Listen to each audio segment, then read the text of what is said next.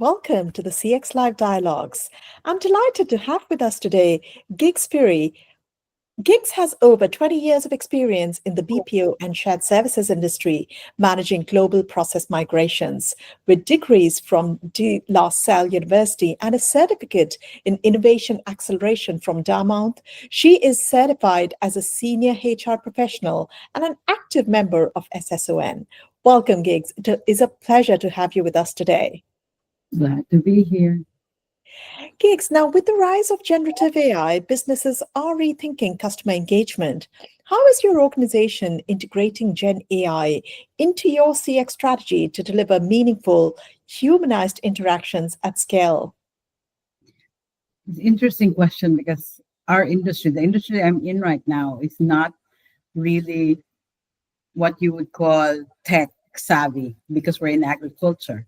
However, we still there's still a lot that automation and digitalization can do to make the whole industry very, very up there with technology. And one of the things that we did in the last couple of years is we've done drone operations instead of doing the traditional total air spray of plantations. So we've now done precision spraying by letting AI see the lay of the land, and then already looking into which parts only will need spraying and not everything. So automatic there's cost effectiveness already because you won't use as much farm inputs because now it's targeted and all of that. But then, as you said, it's a balancing act because farmers have the gut feel for how a plant is developing. There's no AI that can get that technology. There are people here who we call plant whisperers, really. But the challenge is to balance that because we still have customers who think that, okay, so we see the data coming out of your app and all of that, but they still go to their plant whisperers and try to validate the data. And of course, we don't insist because it takes time to really, be comfortable with. There's no physical, tactile proof, so you still need that. So we're in this journey with our customers, really, because they have to be comfortable with the data also. Indeed. And again, when you are looking at today's economic climate, organizations are tasked with balancing cost optimization with customer satisfaction. What measures are you implementing to streamline operations while ensuring that CX excellence remains uncompromised? That's another challenge because the automatic thought of operations is that for a customer experience to be good or to be excellent is you throw money at it. But that's not a given. Sometimes the more simplified the process, it's what delivers the best customer experience. So it has to be something that, it's very personalized or customized, let's just say. Because, like, for instance, I remember this story and it stuck with me when Toyota, their definition of customer experience is that everything's really like, you deliver a new car, no plastic covering on the inside, the steering wheel and the doors don't squeak and whatever. And in the Philippine setting, they didn't like that because to them, the idea of new is the doors are kind of like a little hard to open because it's new. If it's too, seamless, it's like, oh, that's not new. Or if there's no plastic covering, it's not new because for it to be new, it has to be covered with plastic and all that. So once, Toyota understood that, okay, so the idea of new is different from our idea of quality, or the idea of quality by the customer is different. So sometimes we have this tendency to overthink our operational processes and think in terms of, from a process perspective, this is what's good. Forgetting that at the end of the day, is your customer really wanting that? Maybe your customer is really just wanting something simpler. So it's really also looking at customer behavior. It's really also looking at how, like if it's a consumer product, what is the consumer behavior of uh, customers as they consume your product? So there is no, I'm going to say this. I promised myself I wasn't going to. There is no one size fits all. Let's just say, even in Asia, different parts of Asia, different ways of addressing uh, similar things, because it has to be a personalized experience. And then we can't say that, oh, because we go for this expensive way of doing it, that it will automatically be the best. So to me, to balance cost and excellent customer experience, focus on the customer. What do they really want? And then you look at your process, not the other way around. You look at your process and then look at the customer. No, never works that way. Indeed. Now, proactive customer engagement is increasingly seen as a game changer. How does your organization balance proactive and reactive approaches to enhance customer lifetime value and orchestrate seamless experiences? That's another interesting thing, because another part of our organization does consumer products. And it's good that our products are in store. There's those products. But then we also have products, because we also do urban farming. And the shelf life of our products are obviously not as the rest. So it has to be quick. And, turnaround time is like really quick. Filling the shelves is quick. And it has gotten to a point where we've, thought about, why don't we just like put urban farms right next to the supermarket or even inside, so that they can, like, we want fresh produce, so there's fresh produce for you. So you don't have to, I mean, that's being proactive, right? One fresh produce, it's right there. So, and you can harvest it yourself right next to the fresh produce area of a supermarket. But then you also cannot say that the reactive part doesn't happen, because Yeah. that's why there are things called emergencies. It happens.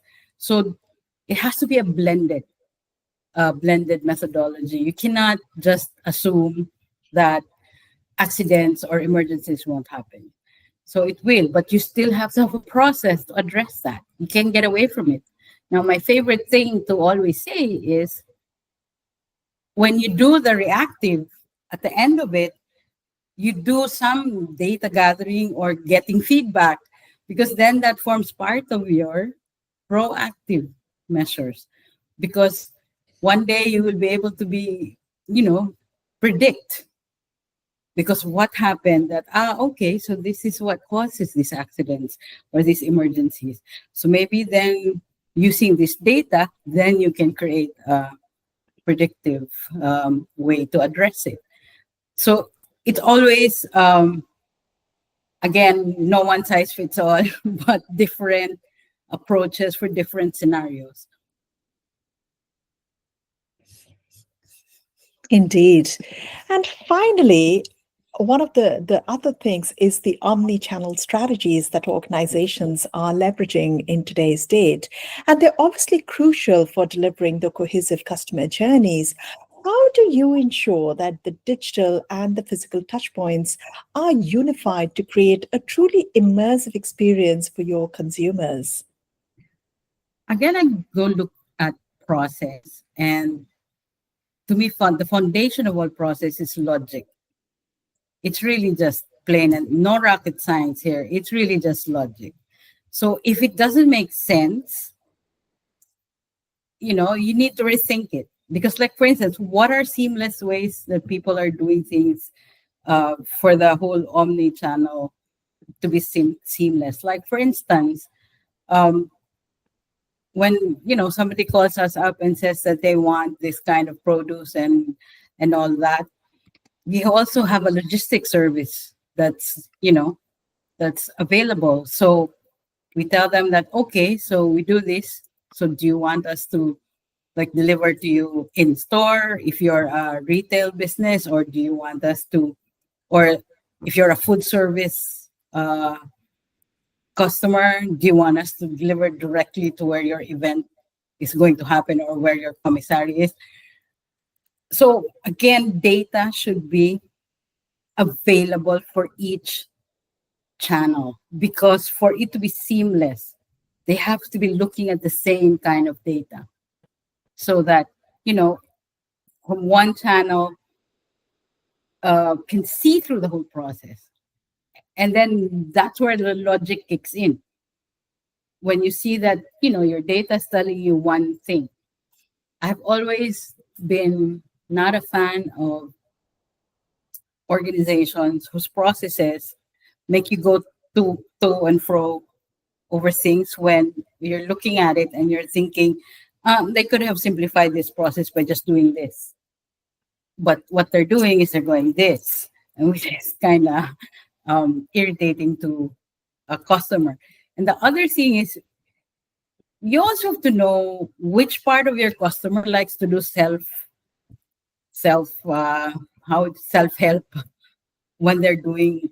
Because for instance, there's a whole demographic of customers who don't have the patience to wait in line.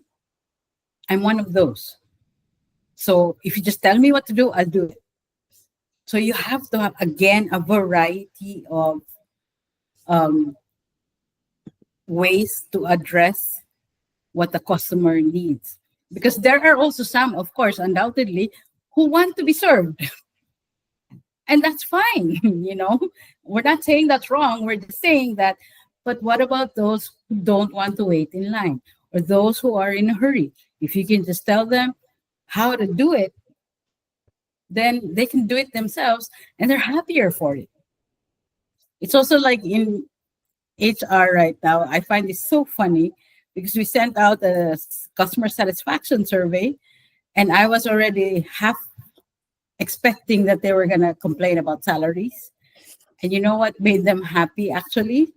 That the salaries arrive on time every 15 and 30. They did not complain about the salary rates, but they did say that they're happy that it arrives on time. So to me, there you go. It's not, so you're maybe overcomplicating things or overthinking things when you're thinking, oh, the salary structures, I have to fix this and all that. Your customers are saying no. As long as it arrives 15 and 30, I'm happy. So again, an intimate knowledge of what your customer wants really helps in shaping whatever strategy you're thinking of. Because that's one of the other things that I get asked is that, what do you tell a CEO when he's like faced with AI, digitalization, and automation? I always tell them, what's your strategy? Because you can't just decide that, oh, I want that technology. Why? Does it fit into your whole plan for your organization? It has to fit, because otherwise these technologies are not inexpensive. So it has to be a very well thought out strategy so that your processes are relevant and then your customers are happier. Indeed.